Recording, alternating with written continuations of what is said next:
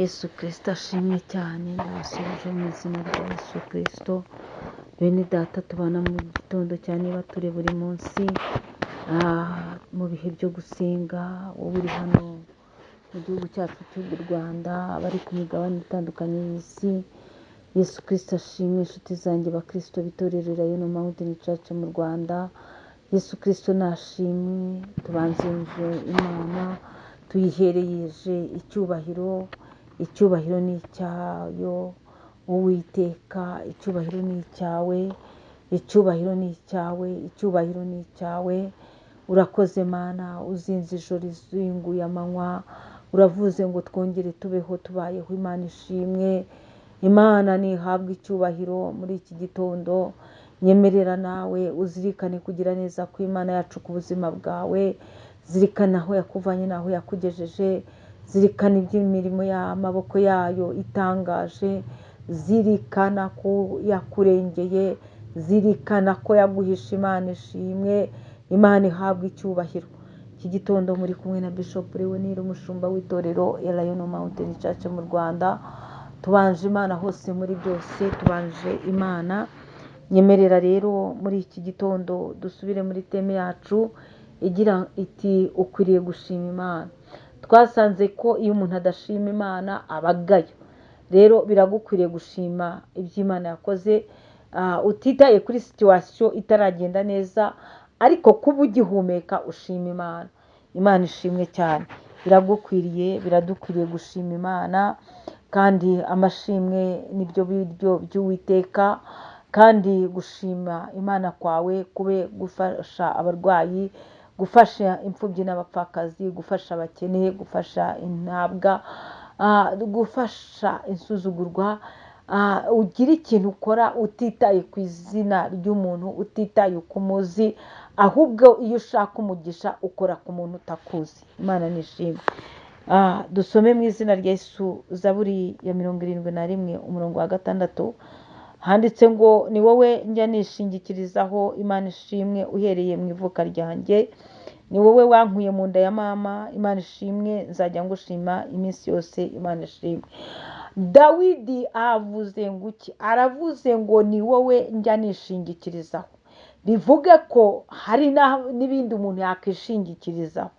Abantu bafite ibyo bishingikirijeho byinshi.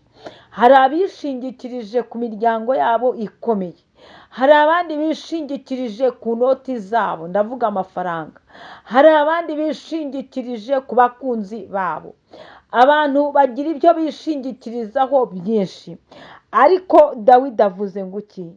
Ni wowe njya nishingikirizaho. Imana ishimwe. Ni ukuvuga ngo bimushobeye yishingikiriza ku Uwiteka, aguwe neza yishingikiriza ku Uwiteka. Ni wowe njya nishingikirizaho. Bisobanuke neza ko nawe ukwiye kwishingikiriza ku Mana yawe, kuko abana b'abantu barahinduka, abana b'abantu barangirana n'iminsi n'ibihe. Ariko Dawidi aravuze ngo ni wowe njya nishingikirizaho. Nawe biragukwiriye kwishingikiriza ku Mana. Biragukwiriye kureka kubyina nta kazaza. Biragukwiriye kureka kumva yuko wowe wihagije, ahubwo umere nka Dawidi. Ni wowe njya nishingikirizaho. Uwiteka akubera ibyishingikirizo. Uwiteka kugota imbere n'inyuma, kugira ngo udatsitara. Uwiteka ategure imitego mu nzira. Uwiteka asibe ibyobo. Ni wowe njya nishingikirizaho.